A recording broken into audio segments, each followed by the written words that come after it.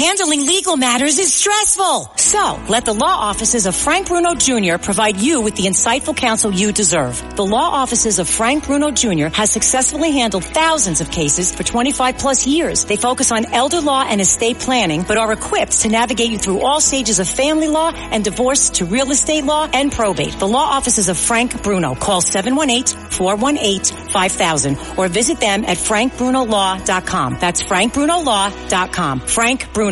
He's your numero uno. A common sense recap of the day's biggest stories. It's John Catsimatidis and Rita Cosby.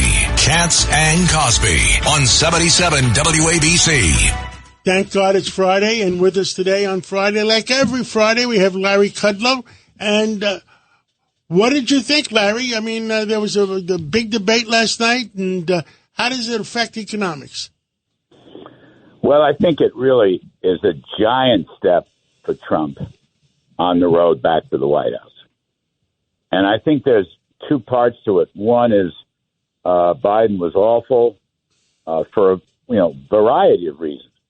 And there may be health reasons. I don't know. I'm not smart enough to know. But he's deteriorating. And as content was, his message was terrible. And on the other side, Trump had a terrific night. He gave a great performance. Straight-laced, very much like a CEO, played by the rules, but he also had fabulous messaging on the economy, kept reminding people how good it was when he was president on inflation and deregulation and energy prices and the border. He was able to attack Biden on the issues, not personally, but he was able to attack Biden on all these things, and Biden tried to lie about, 9% inflation is not true, or the economy was damaged when he came in. It's not true. Trump straightened that out. Trump did a lot of homework and was really up to speed. Trump delivered, and I think he probably picked up a lot of independent voters. He wasn't just talking to the base last night. He had very common sense positions, and he had a very common sense, practical messaging strategy, his persona. And Mr. Biden just fell apart. It was a catastrophe for Biden. And I think for people who want the economy to grow and they want business to flourish, the Biden administration is extremely anti-business, using the regulatory state, and wants to raise taxes. I think what happened last night could become very, very important. I mean, we're still in late June. Election's November 5th, but this is a giant step, I think, back toward the White House for Mr. Trump. I want to say one other thing. We're talking about regulations. You had Supreme Court decisions out today, very, very important and interesting.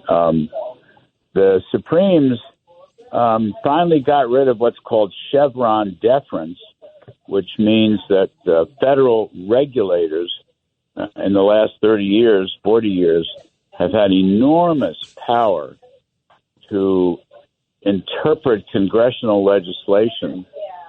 And the Supreme Court took that power away today. And this is a big step against the regulatory state, what I call big government socialism. And it really was a big help towards individuals and small businesses, and to that extent, large businesses also. And this was the same week that the court also told the SEC that the SEC cannot internally determine regulatory trials. I mean, if there's a civil suit, for example, which is the SEC's domain, they have to go to court.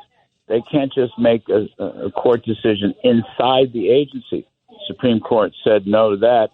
And then the last decision, stuff came out today, they call it the Enron decision. This is the idea that all these people were locked up from January 6th because they were allegedly obstructing federal governmental business. This is from the Enron catastrophe, 20-some odd years ago, 25 years ago. And that was struck down. And that's interesting, not only because it was struck down, you can't apply Enron decisions to non-financial or non-business. But 2 of the 4 counts against Mr. Trump in the J6 trials were based on Enron, and those counts are now wiped away.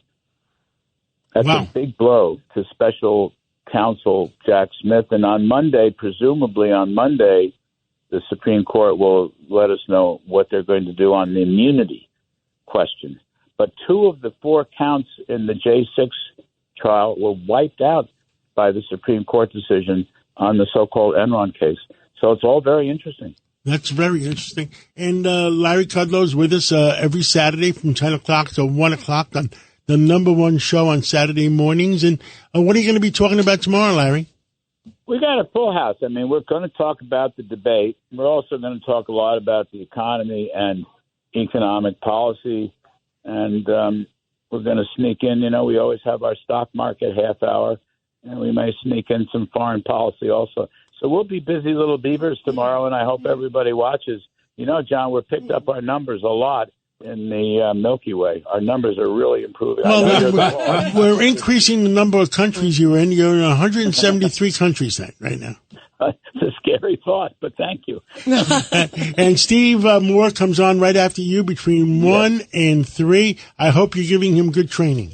I'm just working on it every week. He'll be on tomorrow, Money Politics. He and Liz Peek. They're fabulous. Thank you. Our last who are the 15 economists that said that the Bidenomics is the greatest ever? Yeah, don't you love that? These are the same guys, by the way, who said 4 years ago that the Biden policies wouldn't cause inflation. The same one. And they're Nobel Prize winners, don't you know it? And the best one, my favorite one, is George Akerlof, who happens to be a very charming man, but he's a Nobel Prize winner, and he's married to Janet Yellen. So he always comes out as an independent thinker. Absolutely independent. Biden policies. Larry, I'll be listening to you tomorrow. Thank you so much. You can't make this stuff Can't make it up. Thank you, John. Thank you, Rita.